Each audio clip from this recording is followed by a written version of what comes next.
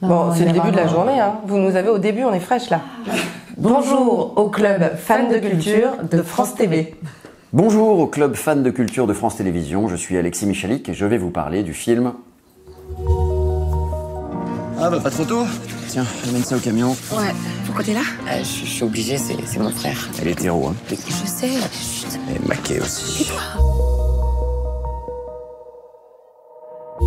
Une histoire d'amour, c'est l'histoire de Katia et Justine, deux jeunes femmes qui vont tomber amoureuses et vivre une histoire assez passionnelle pendant 3 ans. Elles décident d'avoir un enfant ensemble. C'est Katia qui le porte et au bout de 7 mois de grossesse, Justine s'en va et la quitte et retourne à une autre vie. 12 ans plus tard, on va retrouver Katia. Elle s'est occupée de cette petite gamine qui est devenue une gamine brillante, mais Katia étant atteinte d'un cancer, elle va devoir se tourner vers son frère, William, que j'interprète, pour lui demander s'il peut bien s'occuper de la petite. Et là, le drame commence. Tu crois qu'on est maudits? Toi, moi, papa, maman. J'avais surtout pas envie qu'on sente en voyant le film que c'était adapté d'une pièce de théâtre. Donc j'avais envie d'enlever la théâtralité de la pièce et pour ça, il n'y a pas 15 000 options, il faut enlever des dialogues et rajouter des décors, rajouter des scènes. Au cinéma, tout est plus proche de la réalité, donc en fait il faut tout ramener à soi et au théâtre on est obligé d'élargir parce qu'il faut que le dernier rang nous entende parce qu'on est dans des salles entre 300 et 1200 places, on a été jusqu'à 1200. Au cinéma on peut déplacer la caméra, on peut amener des gros plans, on peut voir vieillir ces acteurs puisqu'on les voit traverser 15 ans, donc on peut faire un travail de maquillage assez subtil.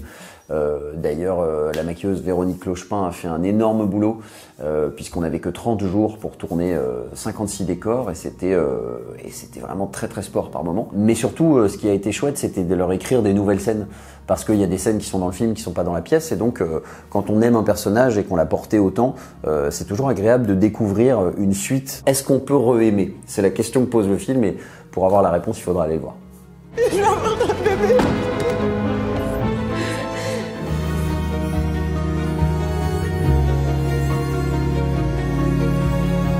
De la planche à voile.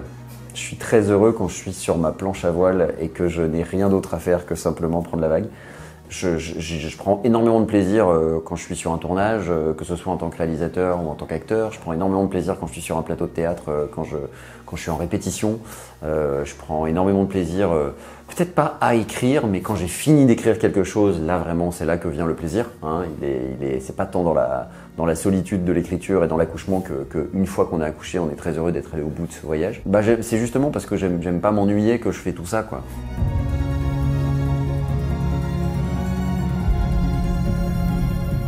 Manucure.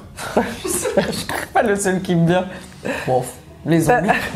Je sais plus, c'est Robin Williams dans le Cercle des poètes disparus, il dit la poésie, tout ça, les belles lettres, c'est ce qui nous donne envie d'être en vie, quoi. Ma première expérience à la culture, même d'enfant, c'est la lecture, quoi. Ça a été les livres. Ça ne fera que nous faire parler ensemble et avancer ensemble. Trop important.